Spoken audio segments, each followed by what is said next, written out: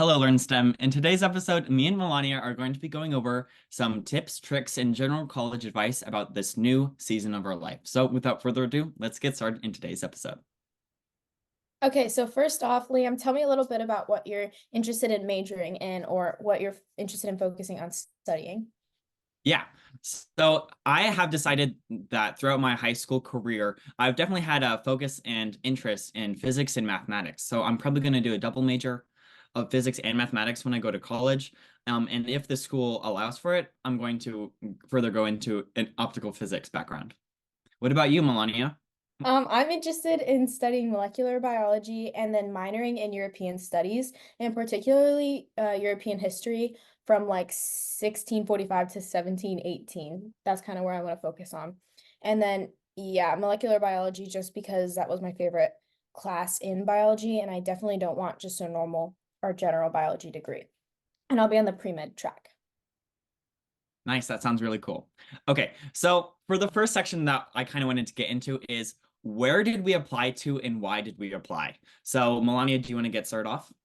Okay, yeah. So I applied to one like Ivy League, but besides that, all the schools that I applied strictly because they had the program I wanted, the major I wanted, a good location, and most importantly, they provided merit-based scholarships and aid, especially because I don't qualify for any financial aid.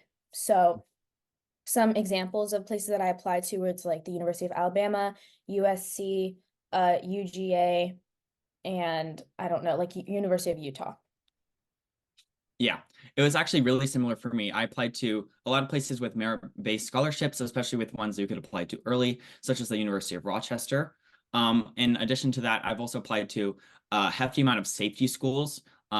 So I've definitely targeted more towards safety and target schools. I applied to no Ivy Leagues because it's just not part of my journey, I don't think, because of the hefty cost. And then upon that, I did focus on places that had optical physics concentrations and or majors. So those were definitely key points for me, but also another major point is that the general cost is low. So it's not going to be 80K price tags, except there's one school that I applied with had an 80K price tag, which hopefully I just want to see how much money I get off. But generally, we just need to be money conscious in this generation. Yeah, I think it doesn't hurt to apply to as many schools as you can. Most of mine, I didn't really follow the whole like 2 to 3 dream schools, 2 to 3 match, and then 2 to 3 safety. I did a lot of like safety match. I did a lot of those and very few reach schools just because I knew realistically I'd go to the safeties, but it's still like a good option. I also applied to the Naval Academy, um, which is definitely a different route that you can take. You can do Naval or Air Force, and those are a lot later than the early action and regular decision dates that you would normally see. Oh, speaking of, what was kind of your timeline? Like, did you do a lot of early action, a lot of regular decision? How did you go about applying? Yes, I did everything early action, which was available for early action, because not only sometimes is a school a little bit easier to get into early action, but if they determine that you're someone who could go to that school, they're more likely to defer you than reject you, and then just um, analyze you with the other pool of regular decision applicants. So it not only can give you an edge in applying to some schools, but it also allows you to kind of get a second chance sometimes when schools don't determine you the best between the other early applicants. And not to mention, it also gives you a lot less stress during your winter break, which is something during your senior year you want to relax. Okay. Yeah, I think a big advantage is restricted early action. So for Princeton, if you wanted to do early action, they only had restricted, which isn't like early decision where if you get in, you have to go there. It's more like you can only apply to that, like you can only apply to their private college, but you can't apply to any other private university. So you're free to do as many public early actions, but only one early action for private. And so you're already getting like a leg up, but especially if you get deferred or so on, you have it's like the hardest pool of applicants are the restrictive early action people because those are the ones who are saying, I'm Princeton material, I'm going like I want to go here. And so Mhm. if you don't get in, you're going to be with the regular decision applicants, which is a bigger pool of people who, aren't as interested in Princeton as the Mhm. It first. shows interest. Yeah. Okay. And that also goes on to the next section. Not only specific reasons why we chose the schools, but also general reasons. So, do you want to go into, well, both of us can go into the difference between private versus public universities and how that affected whether we applied to them. So, do you want to get started? You go first.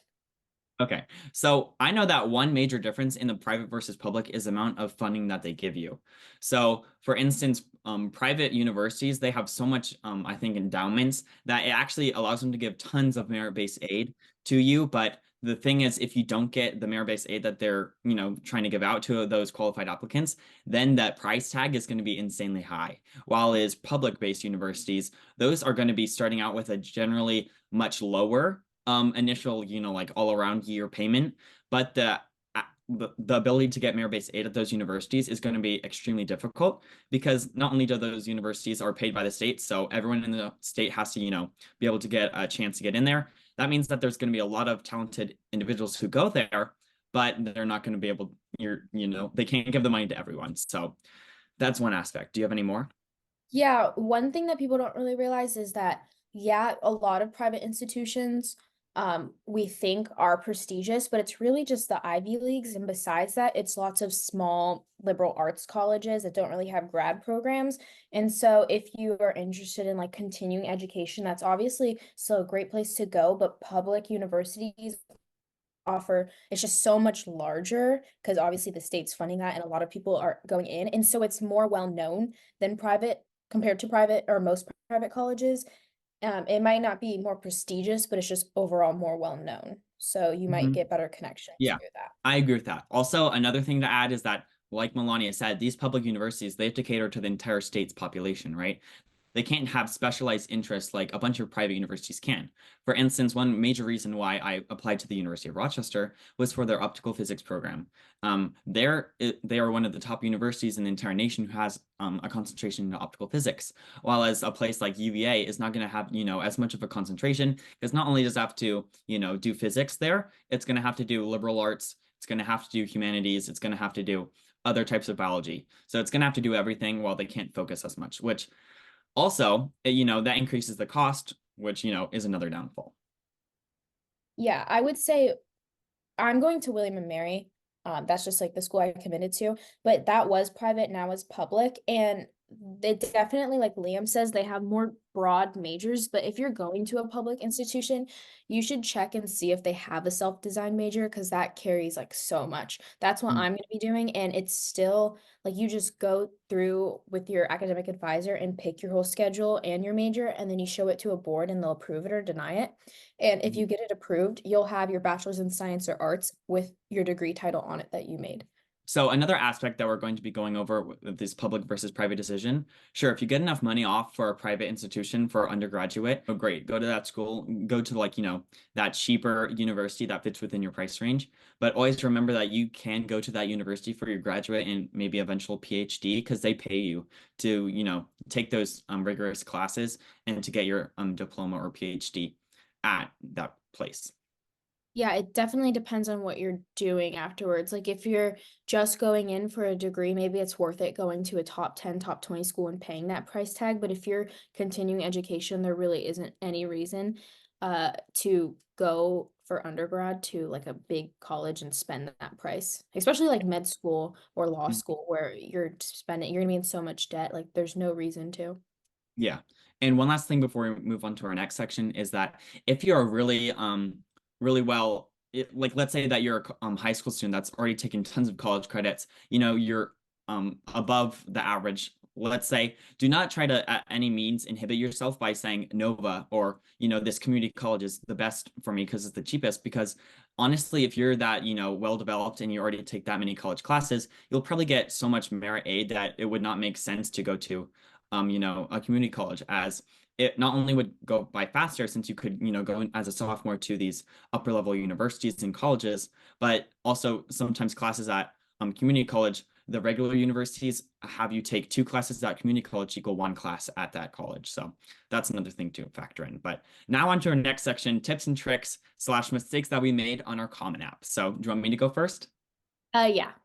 Okay, I have a major mistake that I made on my Common App, and not gonna lie, no one ever warned me of this, so I'm not gonna put this as like this is my fault, but this is a good type of tip and trick, to help you get along and not make this mistake for me. So, without further ado, let me go into the story. So basically, I was filling out the awards and honors section or my test taking whatever it's called, and then so I thought I got this certain grade that I got on this exam that I took. And then turns out I submitted it to, like all the colleges that I applied to. But then like I think it was a month ago, I got the actual like piece of paper that told me the grade that I got on it, and I got one letter mark lower than what I was actually told. So I'm sure that for AP exams, this is never going to happen because it's in a system where they tell you your score officially before. But the way that it happened with me is that because it was a Cambridge-based class, they got done grading with it during the summer before my senior year. So the only way that I was able to know my grade was the teacher telling me, and I guess she just read the wrong grade. But nonetheless, that means that that simple mistake made me have to email all the colleges out the grade. So basically, the moral of the story is that you just got to make sure, that you're asking your teachers to double check maybe so that you don't have to go through all that pain. Yeah. For me, a big mistake I did was not only not using like help from outside resources. I didn't really feel comfortable enough to share my essays with other people to review, but I didn't use anything like it's not cheating if you're using Oh ChatGPT to yeah. check your grammar and stuff. I didn't realize that until like the last few colleges I applied to, and I started, entering it in and asking it to check for grammar, and it wouldn't change anything. It would just change, a couple commas. So that's pretty big, especially if you feel uncomfortable showing Mhm. other people your essays. Yeah, that's a good one. And also another big tip, I didn't really make this mistake, but this is just a tip that my counselor gave me.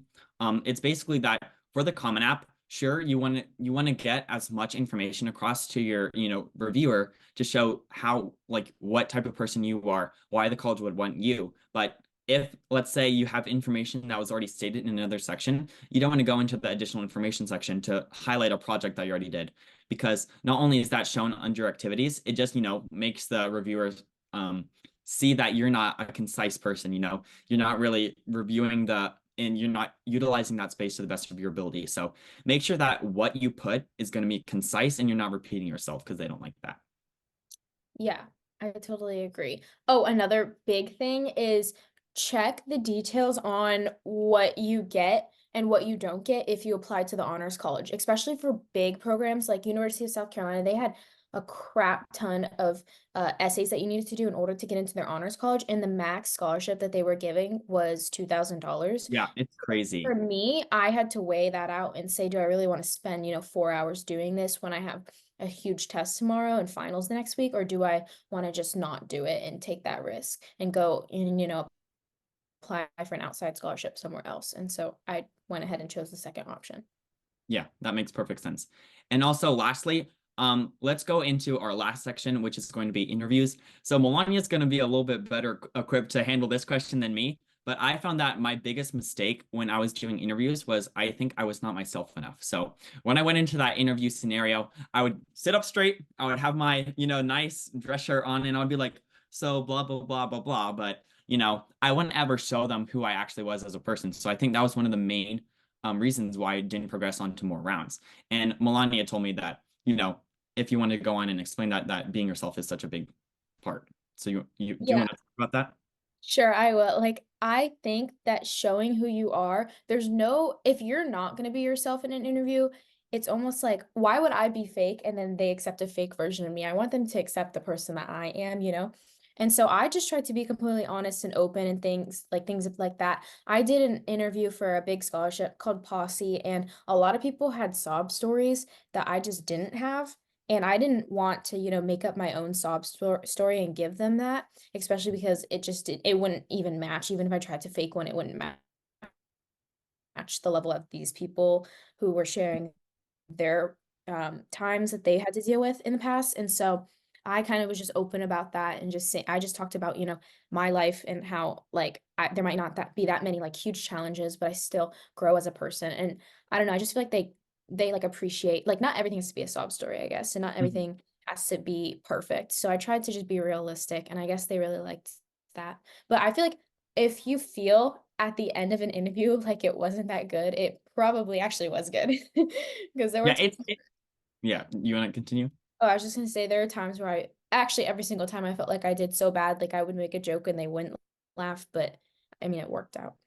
Yeah, it worked out in the end. So I guess the final thing that we're leaving on is be true to yourself and don't, try to mask yourself to try to get something. Because the thing is, why would they give it to some random person like Melania said? So thank you guys for watching this video and make sure to check out our other episodes. Bye.